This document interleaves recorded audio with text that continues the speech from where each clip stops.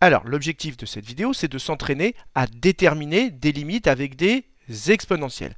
Alors ici, j'ai rappelé les différentes limites que vous devez connaître et qui sont dans votre cours et qu'on retrouve très rapidement si on connaît ce schéma où ici vous avez la courbe de l'exponentielle. Donc vous retrouvez qu'en moins l'infini, la limite c'est 0, qu'en plus l'infini, la limite c'est plus l'infini, que la courbe de l'exponentielle croît beaucoup plus vite, infiniment plus vite que x, et donc que la limite de exponentielle x sur x, ça va être l'exponentielle qui l'emporte sur x, et donc ce sera plus l'infini, et que si on inverse le quotient, la limite ce sera 0.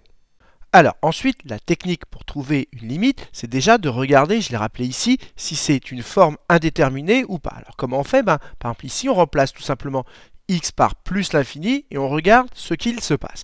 Et ensuite, la difficulté, c'est de se ramener aux limites du cours. Donc souvent, il faut prendre la fonction qu'on vous donne, la réécrire, la transformer en utilisant les règles sur l'exponentielle pour se ramener aux limites du cours et ensuite pouvoir conclure. C'est ça qui est fondamental à comprendre. À chaque fois, il faut essayer à partir de la fonction qu'on vous donne à la réécrire pour faire apparaître les différentes formules que vous avez dans votre cours et ensuite pouvoir conclure.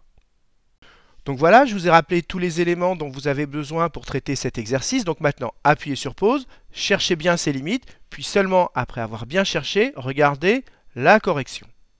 Alors, corrigeons la première limite. Et comme on l'a rappelé, la première chose à faire, c'est de remplacer x vers plus l'infini et de regarder ce qui se passe. Donc si x tend vers plus l'infini, 0,5x tend également vers plus l'infini, mais comme il y a un moins devant, tout ceci tend vers moins l'infini. Donc ça veut dire ici qu'on a quelque chose de la forme exponentielle de moins l'infini. Alors ça, on n'écrit pas sur une copie, on peut le penser. Et donc ça veut dire qu'on a un nombre en exposant qui tend vers moins l'infini, et on sait que l'exponentielle d'un nombre qui tend vers moins l'infini, la limite c'est 0. Donc la limite ici c'est 0 et il n'y a plus qu'à le rédiger.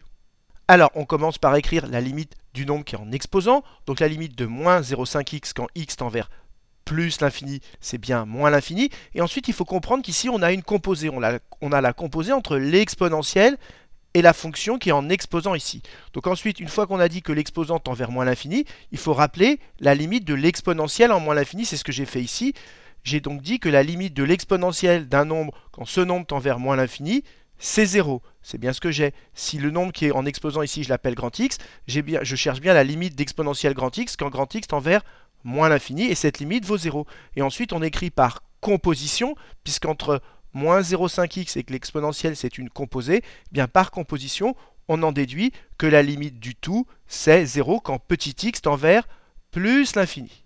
Et donc j'insiste parce que c'est extrêmement important. Ici, il faut bien comprendre qu'on a une composée entre la fonction moins 0,5x et l'exponentielle. Donc premièrement, on donne la limite de moins 0,5x quand petit x tend vers plus l'infini. C'est donc moins l'infini. Et donc on se retrouve à quelque chose de la forme exponentielle grand x correspondant à moins 0,5x, avec grand x qui tend vers moins l'infini. Donc on rappelle la limite de l'exponentielle grand x quand grand x tend vers moins l'infini, et ça c'est 0. Et donc comme l'exposant tend vers moins l'infini, que l'exponentielle en moins l'infini tend vers 0, et bien par composé, la limite du tout tend vers 0. Une autre façon de redire ce qu'on vient de dire là pour être sûr que tout le monde comprenne bien, quand vous avez exponentielle moins 0,5x, et bien vous cherchez la limite de ceci, c'est moins l'infini, et l'exponentielle en moins l'infini tend vers 0. Voilà exactement ce qu'on a écrit ici, mais de manière plus mathématique.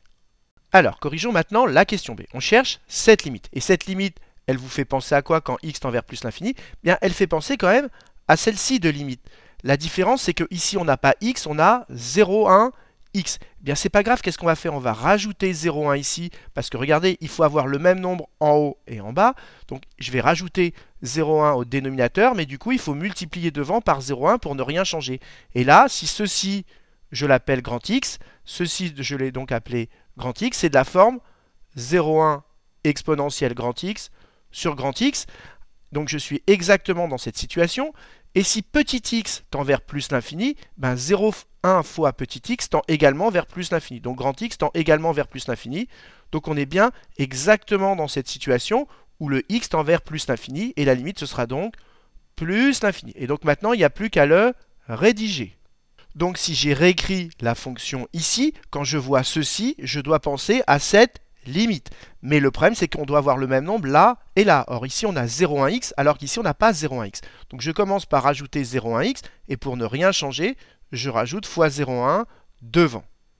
Et maintenant, tout ceci, c'est quoi? Eh bien, ici, j'ai 0,1 que multiplie ma fraction, mais au lieu d'écrire exponentielle 0,1x sur 0,1x, je vais me ramener à cette forme. Donc, tout ceci, je vais l'appeler grand X. Donc, ça fait exponentielle de grand X, et ici j'ai encore grand X. Et donc je précise où grand X c'est 0,1 petit x. Donc ceci je l'ai appelé grand X, ici et là j'ai le même nombre, donc j'ai bien exponentielle grand X sur grand X. Et l'intérêt c'est que je me suis bien ramené exactement à cette forme. Donc maintenant on va faire tendre petit x vers plus l'infini. Mais si petit x tend vers plus l'infini, 0,1 fois l'infini ça tend vers plus l'infini. Donc grand X tend également vers plus l'infini, c'est ce que j'ai expliqué ici. Grand X tend vers plus l'infini quand petit x tend vers plus l'infini. Et donc si ici grand X tend vers plus l'infini, ben, ça revient à chercher cette limite. Et la limite de tout ceci quand grand X tend vers plus l'infini, c'est plus l'infini. Et donc on écrit par composition. Pourquoi on a composé? En fait on a remplacé ici le grand X par 0,1x. Et donc on écrit que la limite du tout, eh bien, quand petit x tend vers plus l'infini, la limite du tout, c'est plus l'infini. Alors, je réexplique encore une fois pour être sûr que tout le monde ait compris. Ici, je voulais le même nombre pour me ramener à cette forme en haut et en bas. Donc, j'ai rajouté 0,1 ici, j'ai rajouté fois 0,1 là. Et tout ceci, au lieu de l'écrire exponentielle 0,1x sur 0,1x, je l'ai écrit, donc il y a le 0,1 devant, exponentielle grand X sur grand X, où grand X, c'est quoi? C'est 0,1 petit x.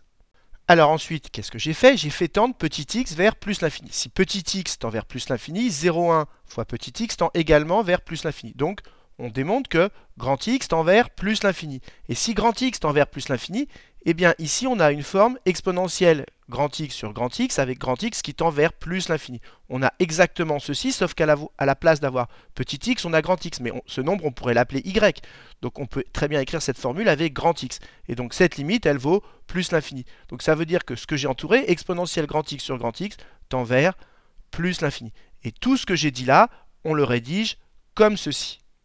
Alors, corrigeons la question C et cherchons cette limite. Donc, comme d'habitude, on regarde s'il s'agit d'une forme indéterminée ou pas. Donc, on fait tendre x vers plus l'infini. Donc, ce bloc-là tend vers plus l'infini, x tend vers plus l'infini, donc moins x tend vers moins l'infini, donc 1 moins x, ceci, ça tend vers moins l'infini. Mais l'exponentielle en moins l'infini, tout ceci tend donc vers 0. Donc, on a une forme, l'infini fois 0. Et donc, ça, il s'agit d'une forme indéterminée. Alors, la question qu'on doit alors se poser quand on a une forme indéterminée, c'est qu'il va falloir se ramener à une des formules du cours. Et comment faire? Bien là, il ne faut pas perdre de vue que les exponentielles, ça marche comme les puissances. Donc, exponentielle de 1 moins x, on pourrait l'écrire exponentielle 1 que multiplie exponentielle moins x.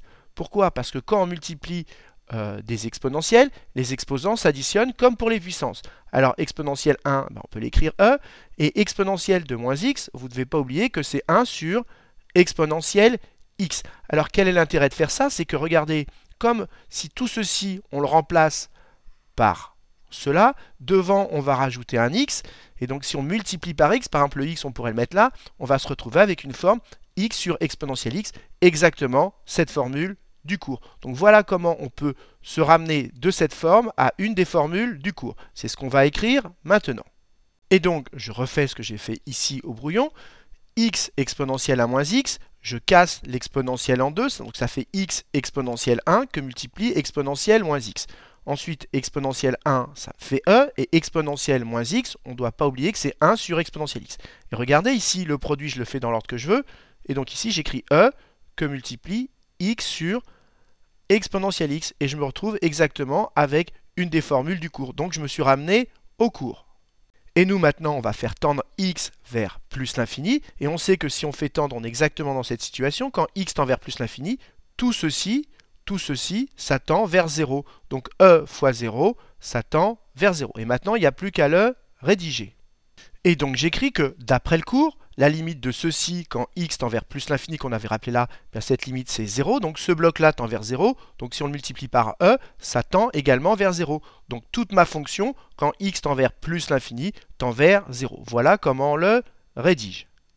Alors, corrigeons la dernière question et cherchons cette limite. Comme d'habitude, regardons si c'est une forme indéterminée ou pas. Donc on fait tendre x vers moins l'infini, donc ce bloc-là tend vers moins l'infini. Mais si x tend vers moins l'infini, moins x tend vers plus l'infini. Donc ici, 1 moins x tend vers plus l'infini. Et l'exponentielle en plus l'infini, l'exponentielle en plus l'infini tend vers plus l'infini.